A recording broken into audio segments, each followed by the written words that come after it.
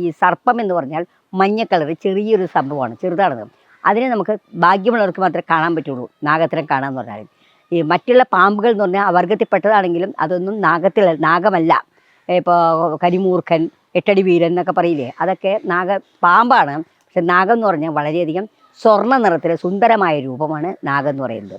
നാഗപ്രീതി ഉണ്ടെങ്കിൽ നമുക്ക് എല്ലാം നേടാൻ സാധിക്കും, സന്താനങ്ങൾക്കും എല്ലാവർക്കും നല്ലത്. നാഗത്തിൽ ഏറ്റവും പ്രധാനപ്പെട്ടതാണ് പാൽപ്പായസ ഹോമം. നാഗദോഷമുണ്ടെങ്കിൽ പാൽപ്പായസ ഹോമം ചെയ്യാം. ഒരുപാട് നാഗദോഷം ഉണ്ടെങ്കിലും ഇപ്പം നാഗീക്ഷേമയുടെ ദോഷം, ചന്ദ്രനും സർപ്പയും കൂടി വന്ന നാഗീക്ഷേമയുടെ ദോഷം ഉണ്ടാകും. വിവാഹം നടക്കാനും കുട്ടികളുണ്ടാവാനും എല്ലാത്തിനും തടസ്സമായിരിക്കും. ഏത് വശത്താണോ ചന്ദ്രൻ സർപ്പം വരുന്നത് അവർക്കത് ബുദ്ധിമുട്ടായിരിക്കും. ആ സമയത്ത് നമ്മൾ സർപ്പരാജഹോമം ചെയ്യുക. സർപ്പരാജഹോമം ചെയ്ത് അതിനെ സർപ്പരാജഹോമം ചെയ്യാൻ ഏൽപ്പിച്ചാൽ പോരാ, നമ്മൾ അതിനുള്ളിൽ ഭാഗവാക്കായി തൊഴുത് പ്രാർത്ഥിക്കണം.